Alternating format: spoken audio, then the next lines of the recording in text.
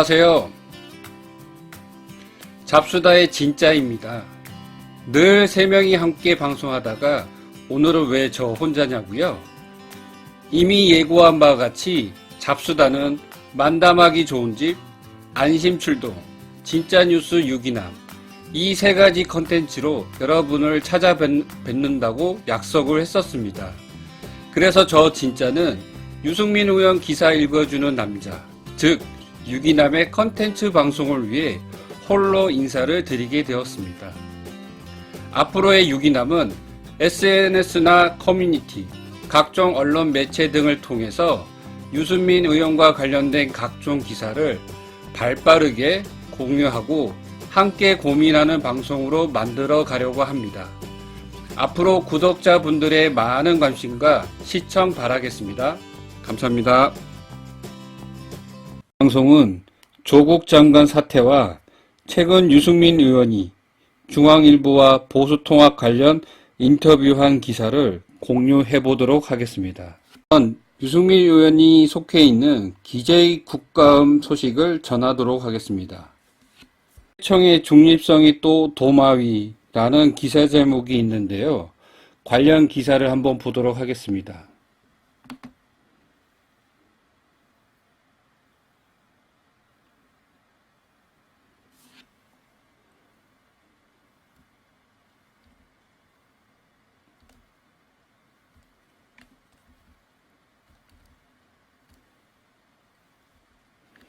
유승민 의원은 기재부의 진위계수 관련 자료를 제공한 것을 문제 삼았고 기재부가 공식적으로 통계를 생산하는 기관이 아니라는 점을 들어 통계청이 직무유기를 주장했습니다. 반면 통계청의 신뢰를 위해 기존 방식과 새로운 방식을 함께 공표해야 한다고 제안하기도 하였습니다. 관련 영상 함께 보겠습니다.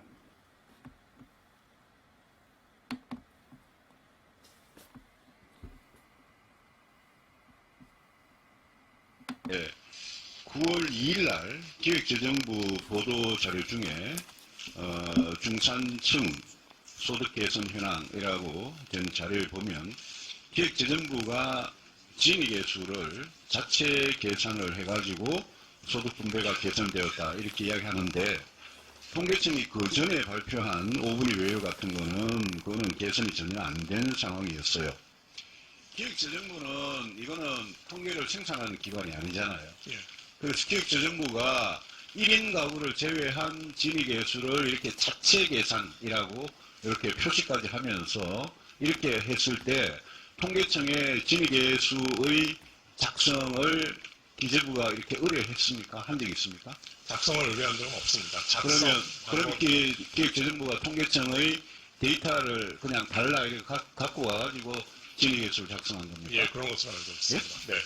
그거는 그 과정은 기재부가 그런 짓을 하고 지금 유승민 의원은 지난달 3일 기재부가 통계청이 공식적으로 가계 동향 조사와 함께 제공하고 있는 5분위 배율뿐 아니라 진위계수도 유의미한 분배 관련 지표에 있음을 제시하며 이 지수가 2분기 연속으로 개선됐다고 밝힌 바 있어서 지적하고 있었습니다.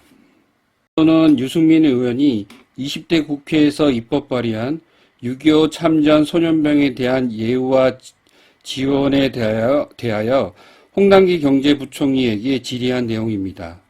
여기서 유승민 의원은 기재부가 예산 통과를 못하도록 방해하였고 확실한 증거 또한 있다고 주장하였습니다. 관련 영상을 보겠습니다.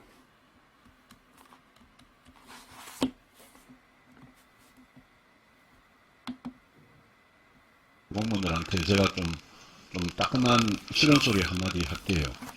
이사관 안 계시고 예산실장 계시죠. 제가 낸 법안이라서 그런 게 아니라 제가 6.25 한국전쟁 때 참전한 소년병이라고 있습니다. 네. 군대에 징집될 나이가 아닌 14세부터 17세 사이에 어린 나이에 전쟁이 나니까 급해서 거의 강제징집 당하다가 29,622명의 소년병이 있었습니다. 그거는 국방부가 전사로 확인한 겁니다. 네. 그 중에 2,573명의 소년병이 전사했어요. 주로 다부동 전투나 낙동강에서 전사를 많이 했어요. 그분들 전사하시는 바람에 여러분들이 지금, 지금 이렇게 편하게 지금 계시는 거예요. 27,049명이 생존을 하셨는데 다 돌아가시고, 지금 한 2,000여 명 계세요. 그때 14세 같으면 지금 83세입니다. 만으로. 17세 같으면 지금 86세니까 많이 돌아가셨어요. 건강도 안 좋고 굉장히 가난했고. 이분들한테 특별히 좀 보상을 해드리고 명예를 높이자는 그런 특별법을 제가 19대 국회에 냈다가 국방위를 통과했는데 법사위에 오니까 기재부 반대하고 국방부 반대해가지고 그때 키를 해고 죽어버리고 법안이.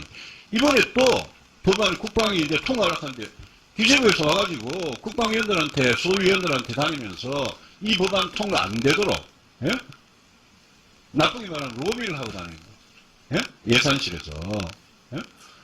여러분들 지금 노인 일자리 예산하고 일자리 예산을 얼마나 쓰면서 2년간 53조를 썼냐 41조를 썼냐 올해까지 합치면 70조 정도 되는 일자리 예산 쓰고 5년 100조 넘게 쓸 그 일자리 예산 그렇게 쓰면서 대통령이 한마디 하고 집권 여당이 뭐 한마디 하면 그거는 뭐 그냥 죽으라고 그냥 타당성 따져보기는 안 하고 예타도 면제하고 막 쓰면서 이 2,000분밖에 안 살아계시는 이분들 예산을 막으려고 기재부 공무원들이 국방위에 찾아다니면서 반대하고 이게 말이 됩니까? 기재부는 613조라는 슈퍼 예산을 집행하면서도 6.25 참전 소년병에 대한 예우나 그 지원이 그 어떠한 것도 없었습니다. 유승민 의원이 입법 발의한 6.25 참전 소년병에 대한 예우와 지원이 하루빨리 이루어지기를 바르겠습니다. 첫째 소식입니다. 백범 김구 일가의 정여세 폭탄이라는 기사 제목이 있는데요. 관련 기사를 보면서 말씀드리겠습니다.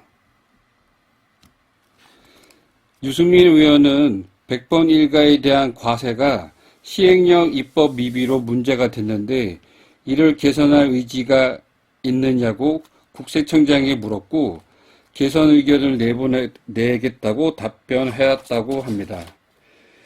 해외 명문 대학에 42억 원을 기부했는데 당국의 27억 원을 과세 조치를 받은 황당한 사례에 유승민 의원은 지적하였고 입법 개선 의사를 나타내었다고 합니다. 유승민 의원 페이스북을 통해 문재인 대통령을 향한 두 개의 글이 올라왔는데요. 함께 보시면서 이야기 나눌까요? 우선 조국 장관이 사퇴하였으나 국민을 분열시킨 대통령이 반성하고 사죄하라고 하였습니다. 검찰에게는 장관 사퇴로 적당히 덮고 흐지부지해선 안되며 끝까지 진실을 밝히고 민주공화국의 법을 수호하라. 그리하여 정의와 공정이 살아있음을 증명하라고 메시지를 보냈습니다. 다음 글을 볼까요? 달나라 대통령의 기억상실증이 심각하다. 경제를 만춰놓고도 반성은커녕 적방하장으로 나오는 대통령, 청와대에게 유승민 의원이 경고 메시지를 보냈습니다.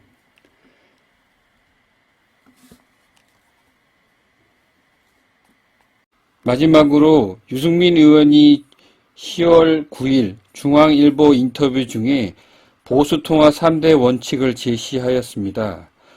이에 친박계와 우리공화당은 강력 반발을 하였는데요. 관련 기사를 보면서 이야기해 보도록 하겠습니다.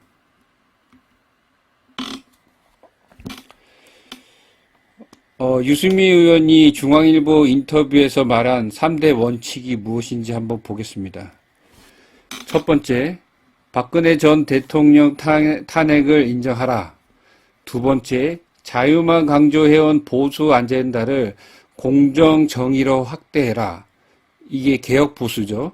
세 번째, 보수의 구체제를 혁파하고 신체제를 건설하자는 불파불립이다. 유 의원은 한국당이 이를 받아들이면 언제든 대화할 수 있지만 무작정 기다릴 수 없다고 밝혔습니다. 이와 관련돼서 친박계와 우리 공화당에 대한 내용을 한번 볼까요? 우선 한교안 대표는 별다른 말이 없었고요.